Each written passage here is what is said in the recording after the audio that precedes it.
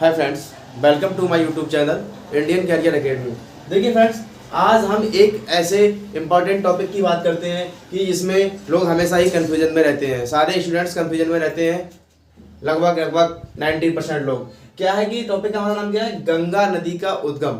आज हम बात करते हैं कि गंगा नदी हमारी कहाँ से निकलती है, या इसका उद्गम कैसे होता है, या ये कैसे बनती है। इस चीज़ पे लोग हमेशा डाउटफुल ही रहते हैं। तो गंगा नदी जो है, मैं अभी आपको बेसिकली समझाता हूँ कि गंगा नदी का उद्गम कैसे हुआ है। तो ठीक है, गंगा नदी जो है हमारी, वो कहाँ से, किस स्टेट से निकली है? तो उत्तराखंड स्टेट से। सबसे पहले थोड़ा सा एक बेसिक सा उत्तराखंड स्टेट के बारे में जान लेते हैं। तो बेसिक सा हमारा उत्तराखंड स्टेट क्या है? उत्तराखंड स्टेट दो भागों में बटा हुआ है। बट उत्तराखंड स्टेट बना कब था?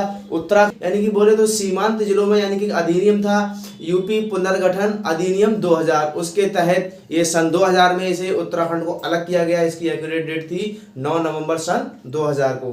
तो ठीक है, उत्तराखंड यानी कि बोले तो गंगा नदी उत्तराखंड के कैसे क्या है वो मैं आज आपको समझाता हूँ। ठीक है, एक हमारा ये मैंने बेसिक सा इसको स्ट्रक्चर दे दिया। मान लिया कि मैंने ये मेरा उत्तराखंड है।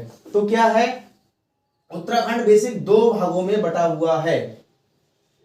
ठीक है, उत्तराखंड जो हमारा है दो भागों में बटा हुआ है। एक हमारा कुमायूं है, एक हमारा गढ़वाल है।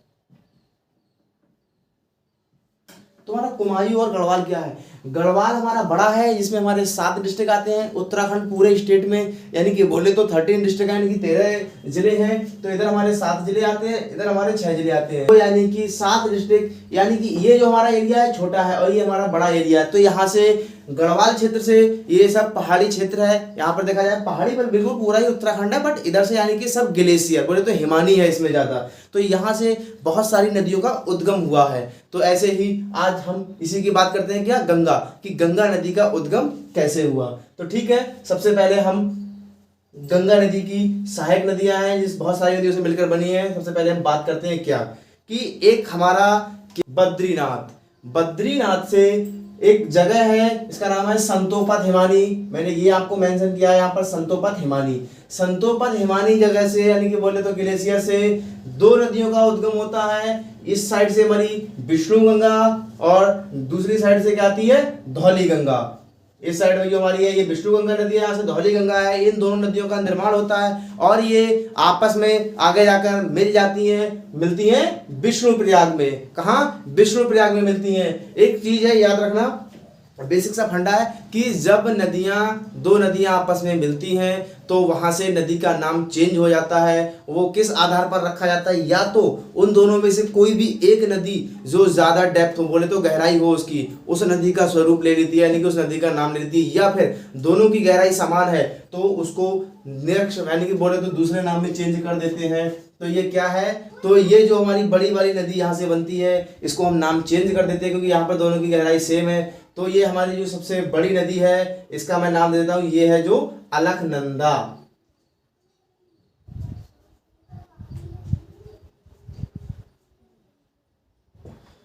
अलकनंदा नदी।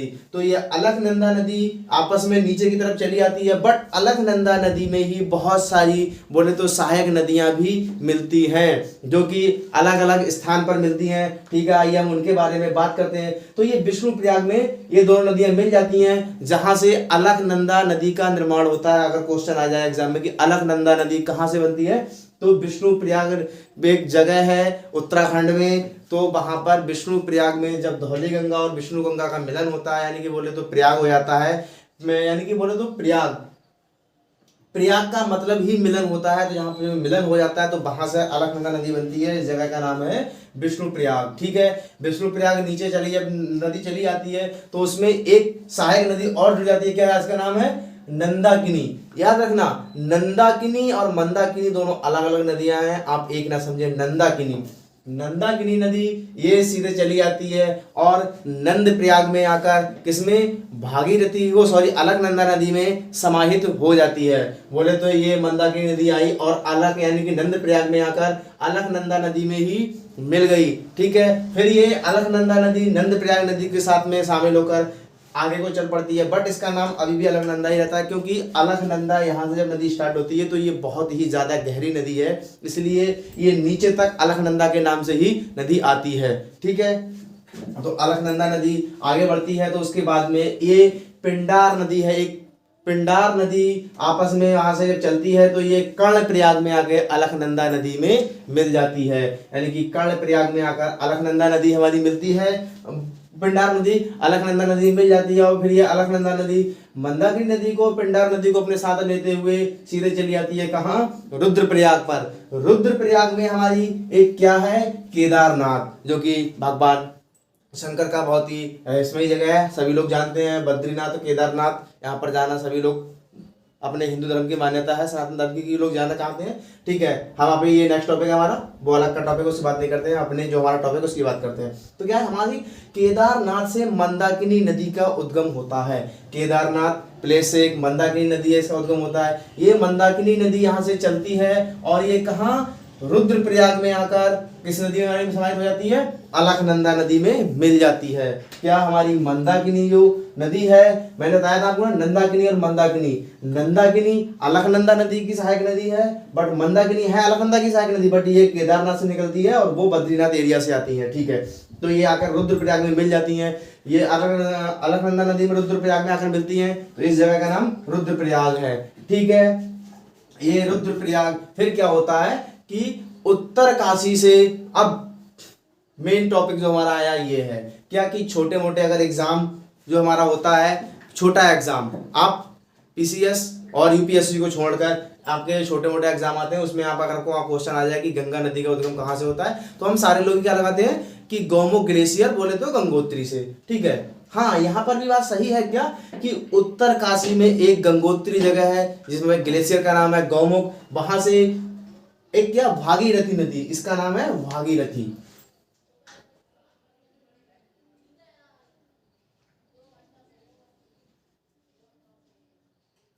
भागीरथी नदी का निर्माण होता है, तो भागीरथी नदी यहां से चलकर और आगे रास्ते में एक दूसरी नदी है जिसका नाम क्या है, भिलांगना नदी। भिलांगना नदी को साथ में लेते हुए कहाँ चली जाती है, देवप्रयाग में। देवप्रयाग में आकर ये अलकनंदा नदी में ही समाहित हो जाती है। ये इस एरिया की सबसे गहरी नदी है, बट अलकनंदा नदी की इतनी गहरी नदी नहीं है। क्या बोले, है उसी की इतनी गहरी नदी है, तभी तो नीचे आकर इन दोनों का नाम चेंज कर देते हैं। ये दोनों आपस में देखा जाए तो इनकी गहराई सेम है। तो बोले तो भागीरथी नदी, इसी को उत्तराखंड के मोस्टली लोग इसी नदी को, यानी कि भागीरथी नदी को, ये बहुत गहरी नदी है तो भागीरथी नदी को ही क्या, यहाँ का गंगा नदी मानते हैं। इधर ये सब इतनी भी नदियां हैं, इन सारी नदियों को सहायक नदी मानते हैं, बट भागीरथी नदी को ही वो गंगा नदी मानते हैं। इसीलिए हम ज्यादातर मोस्टली क्या कह देते हैं कि गौमुख, यानी कि बोले तो गंगोत्री के गौमुख ग्लेशियर से जो नदी निकली है, यानी कि बोले तो भागीरथी, इसी को हम गंगा नदी बोल देते हैं। बट गंगा नदी कहीं से निकली नहीं है, गंगा नदी का उद्गम हुआ है सारी नदियों से मिलकर। तो ठीक है, हम इसके आगे चलते हैं। क्या है, भागीरथी नदी आगे चली जाती है, भिलांगना नदी इसी में जुड़ जाती है, छोटी सी नदी है वो भी इसी के साथ में हो लेती है, आगे चली जाती है। यहीं पर हमारा क्या है दोस्त, टेहरी बांध बना हुआ है, इसी पर हमारा टेहरी बांध बना हुआ है। इसके बारे में छोटा सा मैं बेसिक सा बता दूंगा आपके लिए।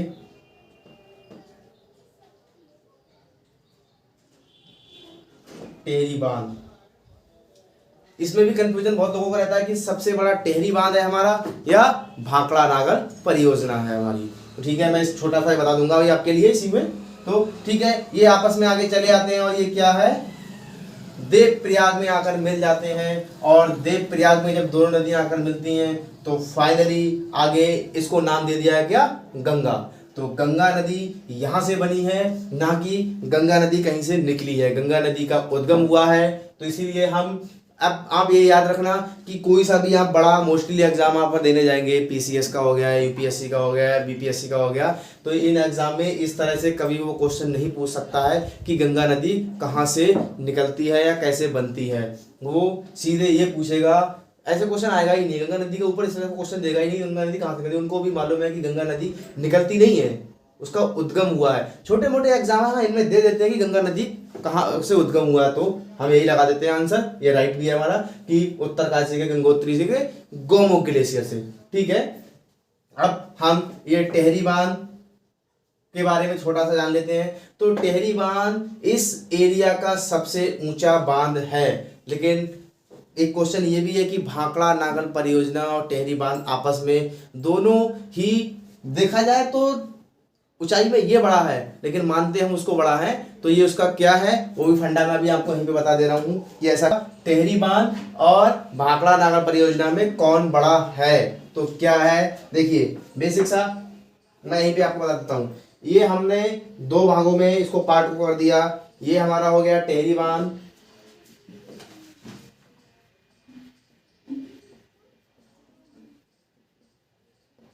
भाखड़ा नागल परियोजना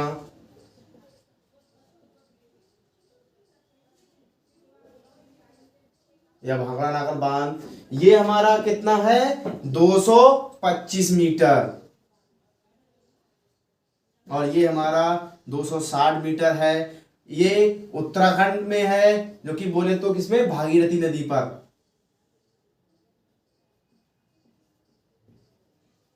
ये हमारा सतलज नदी पर है,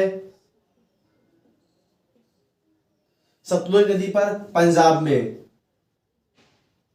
ठीक है।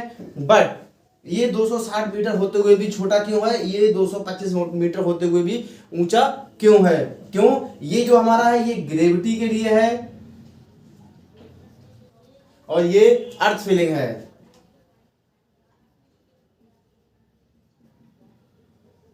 ठीक है, अगर क्वेश्चन बस यहीं से बनता है, अगर वो सीधे एकदम बात कर दे कि भारत में सबसे ऊंचा बांध कौन सा है, तो यहाँ पर किसी उसने बात नहीं की ग्रेविटी की फीलिंग की या और किसी बांध की, क्योंकि बांध कई टाइप के होते हैं, तो यहाँ पर हम टेहरी बांध लगाएंगे। अगर वो ग्रेविटी के क्षेत्र में पूछता है तो हमारा भाखड़ा नागल परियोजना ही सबसे बड़ी यानी कि बोले तो बांध है, और यही हमारा तो सबसे आजाद होने के बाद में भारत में सबसे पहला बांध जो है वो हमारा भाखड़ा नागल बांध ही बनाया गया था। ठीक है, अब क्या हम जो गंगा नदी की थी इसी के बारे में थोड़ी सी और बात कर लेते हैं। तो क्या गंगा नदी क्या थी, गंगा नदी ये बंगाल में जाकर, क्या गंगा नदी इसमें नहीं बोला जाता है, गंगा नदी को ही भागीरथी नदी को ही गंगा नदी मानते हैं, इसीलिए गंगा नदी जो है भागीरथी नदी यानी कि बोले तो उत्तराखंड के उत्तरकाशी के गंगोत्री यानी कि गौमुख ग्लेशियर को ही हम यहीं से गंगा नदी का उद्गम मान लेते हैं, क्योंकि बंगाल में जब ये गंगा नदी चली जाती है तो इसको दोबारा से भागीरथी नदी का नाम यानी कि बोले तो स्वरूप दे देते हैं, इसीलिए भागीरथी नदी। और आपने देखा होगा कि हमारे हिंदू धर्म के शास्त्रों में भी भागीरथी नदी को ही गंगा नदी माना गया है, तो इसीलिए हम भागीरथी नदी को ही हम गंगा नदी मानते हैं। और यही पश्चिम बंगाल में जाकर बोले तो इसी को गंगा नदी को भागीरथी नदी का नाम दे दिया गया है। और हमारा एक और है क्या कि अपने हिंदू धर्म में 5 प्रयाग को घूमना बहुत ही शुभ माना जाता है, तो वो 5 प्रयाग यही है, क्या, नंद प्रयाग, वो सॉरी विष्णु प्रयाग, नंद प्रयाग, कर्ण प्रयाग, रुद्र प्रयाग और देव प्रयाग। ठीक है, तो ये है गंगा नदी का स्वरूप। और मैं इसी को अब विष्णु प्रयाग, नंद प्रयाग, कर्ण प्रयाग और रुद्र प्रयाग ये 5 प्रयाग को याद कराने की एक शॉर्ट ट्रिक बताता हूँ कि शॉर्ट ट्रिक क्या है। बाकी आप ये नदियों का तो उद्गम आप सीख गए होंगे, तो गंगा नदी का कहीं से निकलती नहीं है, गंगा नदी का उद्गम होता है। ठीक है दोस्त, ये बात को आप याद रखें। अब मैं आपके लिए क्या एक ट्रिक बताने जा रहा हूँ कि ये प्रयाग यानी कि विष्णु प्रयाग, नंद प्रयाग, कर्ण प्रयाग, देव प्रयाग और रुद्र प्रयाग यानी कि हम इनको लाइन से कैसे याद रख सके, इनको याद रखने की एक ट्रिक। वैसे आपको बेसिकली याद मैं आपको इतनी बार बोल चुका हूं तो याद हो ही गया होगा, लेकिन फिर भी मैं आपको ये बात बता देता हूं कि इनको याद करने की ट्रिक तो क्या है कि विनय करूं देव, विनय करूं देव, विनती से यानी कि बोले तो निवेदन करने से, विनय करने से हमने एक शब्द लिया है विनय करूं देव। तो बी से हमारा क्या हो जाएगा, विष्णु प्रयाग, नंद प्रयाग, कर्ण प्रयाग, रुद्र प्रयाग और देव प्रयाग। ये आप बेसिकली इस ट्रिक को याद रखें। तो हमारे हिंदू धर्म में 5 प्रयाग होते हैं, इन्हीं प्रयाग को घूमने की बात की जाती है, जो कि हम सबसे ज्यादा मान्यता देते हैं। ठीक है दोस्त, नेक्स्ट वीडियो में हम नेक्स्ट किसी अच्छे से टॉपिक की बात करेंगे। और आपको मैंने ये बहुत अच्छे से गंगा नदी का उद्गम कहाँ से हुआ है, कैसे हुआ, कहाँ से गंगा नदी निकलती है, मैंने आपको बताया है। मैं मानता हूँ कि आपको आज वीडियो ये बहुत ही ज़्यादा पसंद आई होगी, क्योंकि ये टॉपिक ऐसा था यहाँ पर लोग हमेशा फंसते हैं, मानते हैं कि लोग सोचते थे कि पता नहीं गंगा नदी का उद्गम कहाँ से हुआ है। तो आज मैंने आपको गंगा नदी का उद्गम भी बता दिया कि गंगा नदी का उद्गम कैसे होता है। वीडियो को लाइक करें और शेयर करें अपने दोस्तों के पास, जैसे कि उनका भी पता चल सके कि गंगा नदी का उद्गम कहाँ से हुआ है। ज़्यादा से ज़्यादा शेयर करें सभी लोगों के लिए, क्योंकि ये तो एक मोस्ट इंपॉर्टेंट टॉपिक है।